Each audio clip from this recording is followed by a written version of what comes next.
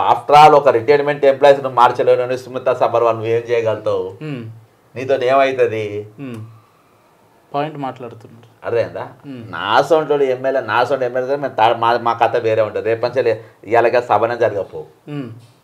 అర్థమైందా? ఇవాళ సంతాప తీర్మానాలు ఉంటాయి.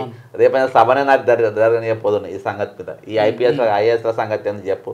నవీన్ మిత్తల్ గారి సంగతి ఏంది, ఈమె సంగతి ఏంది, జయశ్రీరామ్ సంగతి ఏంది, అరవింద్ కుమార్ సంగతి ఏంది, ఎంక్వైరీలు ఎందుకు అడుగుతలేవు, గరళ సురేంద్ర శ్రీనివాస్ అంటే ఎందుకు వదిలేసిండ్రు అని ఇదే నడుపుతుంది. నేను వీళ్ళకి అంత సినిమా లేదు కదా. వీళ్ళకు ఏదో స్టేట్మెంట్ ట్విట్టర్ గిట్టర్ జర రీల్స్ ఇదంతా రీల్స్. ఫైనల్ ఏం చేయబోతున్నారు? ఆమె ఇచ్చిన స్టేట్మెంట్ మీద ఫైనల్ గా మీరు ఏం కావాలని లీగల్ బ్యాటిల్ చేస్తున్నాం కదా బ్రదర్. ఆమె బేషరతో క్షమాపణ చెప్పాలి. ఇలా ఇంకో ట్వీట్ చూసినాక ఆమె క్షమాపణ చెప్పే పరిస్థితి లేదు. అడుగు ముందుకేసి వీళ్ళైనా మిలిటరీలలో కోటా ఉందా వీళ్ళకు? వీళ్ళకి ఐపీఎస్ లో కోటా ఉందా? ఇండియన్ ఫారెస్ట్ సర్వీస్ కోటా ఉందా? అరే మెంటల్ దానా? ఎవడు ఎలా సూటబుల్ అలా పోతారు. అర్థమైందా? మరి నువ్వు పోయి యుద్ధం చేస్తాను డిఫెన్స్లా? నువ్వెందుకు పోలే మరి డిఫెన్స్లో? నువ్వెందుకు ఐపీఎస్ కాలే? నీ మొగడు ఐపీఎస్ అయ్యి ఏం బీకిండు? సిట్టు చైర్మన్గా నీ మొగడిని పెడితే డ్రగ్స్ కేసులా నువ్వు 20 మందిని వాళ్ళ గోర్లు తీసుకుని నీ మొగడు, వాళ్ళ ఎంటికలు తీసుకుని నీ మొగడు, అర్థమైందా? వాళ్ళ రక్త నమూనాలు తీసుకున్నాడు నీ మొగడు, అవన్నీ తీసుకున్నాడు. సినిమా యాక్టర్ రవితేజ తీసుకున్నాడు, రానా తీసుకున్నాడు. అవన్నీ తీసుకుపోయి ఇంత లాకర్లో పెట్టుకున్నావా? లేకుంటే టెస్టింగ్ చేయించినావా? టెస్టింగ్ చేస్తే మరి అవి ఏమొచ్చినాయి రిపోర్ట్లు? ఆ కేసు ఏమైంది? అదేనా కొట్టుడు పోయిందా? అది ఉందా? అదేం నడిచింది? నీ మొగడు ఐపీఎస్ ఏం సాధించడో చెప్పు. Number 1. Number 2 the week paper రా నీది ఫోటో ఏదో అశ్లీషం చేసిందని హైకోర్టులో పరువు నష్ట దావా వేసినావు. మంచి పని చేసినావు. భారత నారీ మనుల యొక్క పరువు ప్రతిష్టల సమస్య వేసినావు. వేస్తే నువ్వు 15 లక్షల రూపాయలు నువ్వే గట్టి వేసినావని మేము అనుకున్నాం. కానీ ప్రభుత్వ ఖజానాకి వెళ్ళి పేదోళ్ళ పైసలు ఎత్తుకపోయి నువ్వు అలా డిపాజిట్ కట్టినావు. ఒక సోషల్ యాక్టివిటీస్ట్ ఒక లేడీ పేరేం ఉంది, కుక్కటిపల్లి ఉంటుంది, ఆమె కేసు వేసింది. కేసు వేసి ఆమె గెలిచింది. సుమితా ఇది పర్సనల్ కేసు, పరువు దావా వేస్తే నువ్వు పర్సనల్ పైసలు గవర్నమెంట్ పైసలు ఎట్లా వేసినావు? చలో గవర్నమెంట్ పైసలు వాపస్ ఇచ్చానంటే అయ్యా నేను ఇంత తప్పు చేసిన అని చెప్పి పైసలు వాపస్ ఇవ్వలే. ఇది నా అయ్యా జాగిరిది బరాబర్ కట్టుకుంటా అని సుప్రీంకోర్టుని ఆశ్రయించింది. ఇప్పుడు ఈ 15 లక్షలను కట్టి నీ క్యారెక్టర్ అది. నీకు మించిన మానసిక అంగవైక్యం, నీకు మించిన దివ్యాంగురాలు ఇంకెవరున్నారు? ఇలా ప్రూవ్ చేసుకుంటున్నావు నీకు నువ్వే. ఇది నీ చరిత్ర. ప్లస్ నీ పీరియడ్లో నువ్వు ఇరిగేషన్ చీఫ్గా ఉన్నప్పుడు సీఎం దగ్గర కాళేశ్వరం స్కామ్ జరిగింది, మియా Krishna Reddy contract. Machine Bhagiratha scam జరిగింది, మియా కృష్ణారెడ్డి కాంట్రాక్ట్. అసలు ఎక్కువ మాట్లాడితే అవినీతిలో ఫస్ట్ బాల్సింది ఈమె. ఫస్ట్ బాల్ చెప్తున్నా కదా, మొత్తం దాన్ని చెప్తున్నా కదా, మొత్తం చిట్టా అంతా తీస్తా.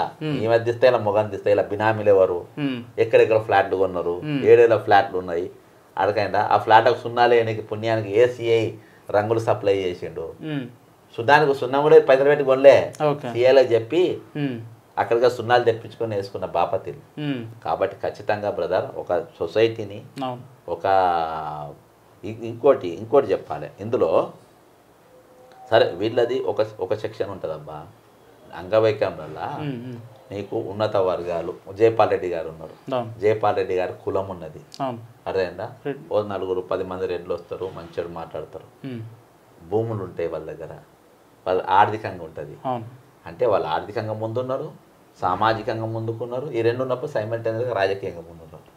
నా సొంటోళ్ళు సామాజికంగా మేము వెనుకబడి ఉంటాం, సైమల్టేనియస్గా ఆర్థికంగా వెనుకబడి ఉంటాం. మాకు భూములు ఉండే, జాగాలు ఉండే. మేము ఎదురు ఇదాలి. మమ్మల్ని రేవంత్ రెడ్డి అన్నట్టు అడుగు అడుగున మమ్మల్ని అవమానపరుస్తూ అంటాడు.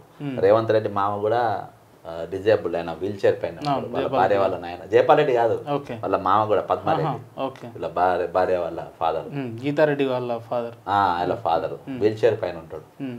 వాళ్ళ ఫాదర్ వాళ్ళకి ఏజెన్సీలు, గ్యాస్ ఏజెన్సీలు, అవి ఇవి పెట్రోల్ బంక్ ఏజెన్సీలు, డబ్బు సంపాదిస్తారు. మాకు లేవు కదా. మామూలు మీ అయినా మీ అసలు అవమానపరుస్తారు. మీరు 2 దిక్కులకి వెళ్ళి కొట్టాలి.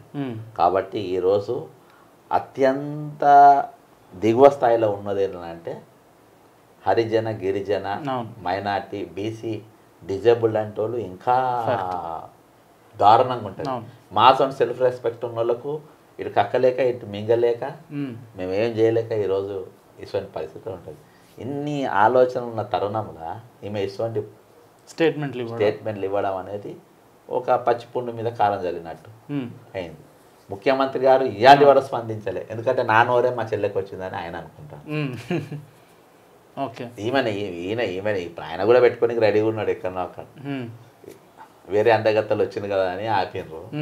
లేకుంటే ఇవాళంతా ఫ్యాషన్ పరే నడుస్తాను సెక్రటరీ అట్లా జర హ్యాండ్సమ్ తెల్లగా స్లిమ్గా, ఈయన వెనక బ్లాక్ సూట్ వేసుకుని వాళ్ళు ఈ పుడింగ్ నడుస్తుంటే వెనక వాళ్ళు రియల్ అంత సినిమా స్టైలే అబ్బా, ఏం లేదు పర్సనాలిటీ బాగున్న వాళ్ళు అసొంటి వాళ్ళని పెట్టుకుంటారు.